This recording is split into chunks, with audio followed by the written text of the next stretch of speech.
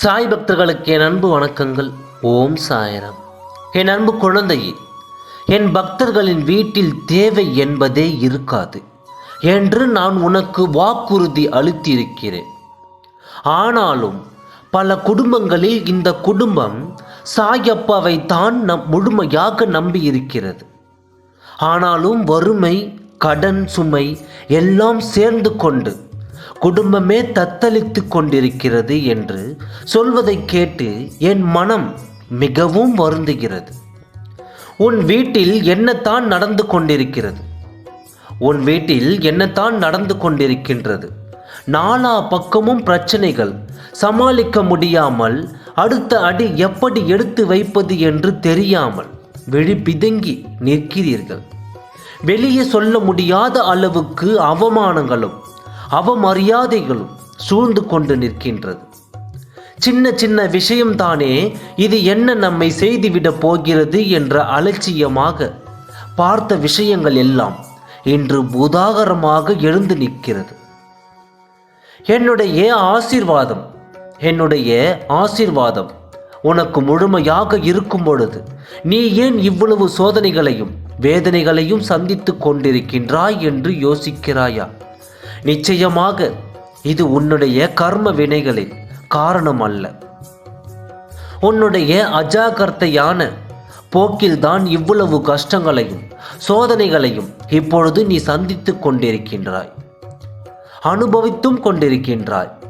அது மட்டும் இல்லாமல் என் மீது இன்னும் பூரணமாக நம்பிக்கை வராததும் ஒரு காரணம்தான்.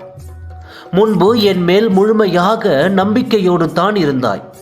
ஆனால் இப்பொழுது உன்னுடைய அஜாக்கிரதையான போக்கினால் என் மீது நம்பிக்கையை இழந்து விட்டாய். வாழ்க்கையை வாழ்வதே தேவையில்லை என்ற அளவுக்கு உன் வாழ்க்கையில் நீ நின்று கொண்டிருக்கின்றாய். என் அன்பு குழந்தையே, இனியும் தாமதிக்காதே. அலட்சிய போக்கை கைவிட்டுவிடு. இனியும் அலட்சியமாக இருக்காதே. உன்னுடைய கோபத்தை முழுமையாக கட்டுப்படுத்த கற்றுக்கொள். ஏதாவது உனக்கு நடக்கவில்லை என்றாலும் முடியவில்லை என்றாலும் உடனே வாழ்க்கையே வெறுத்து விட்டது என்று சொல்லாமல் அனைத்தையும் என் காலடியில் சமர்ப்பித்துவிடு. உனக்கு சேர்க்க வேண்டியதை, உன்னிடம் வந்து சேர்க்க வேண்டியதை நிச்சயமாக நான் பார்த்து கொள்கிறேன். மனம் நிம்மதி இல்லாமல் இருக்கும் பொழுது அவசரமாக எடுக்கும் முடிவுகள் தான் இந்த நிலைக்கு உன்னை தள்ளப்பட்டிருக்கிறது.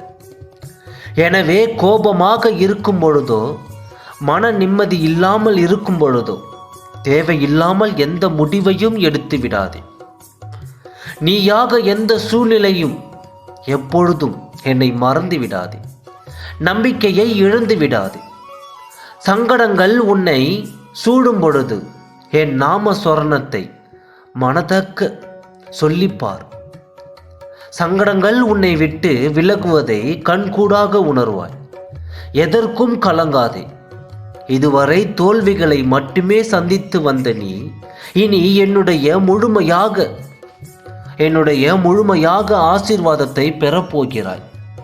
உன் கஷ்ட காலம் எல்லாம் இஷ்ட காலமாக மாறப்போகிறது. உன் வேண்டுதல்கள் எல்லாம் பலிக்கப் போகிறது. உன்னுடைய அஜாக்கிரதையான தனத்தை மட்டும் கொஞ்சமாக மாற்றிக்கொள். கோபத்தை கைவிட்டுவிடு. நம்பிக்கையை இழந்து விடாது. தன்னம்பிக்கையோடு இரு. வாழ்க்கையில் எதிலும்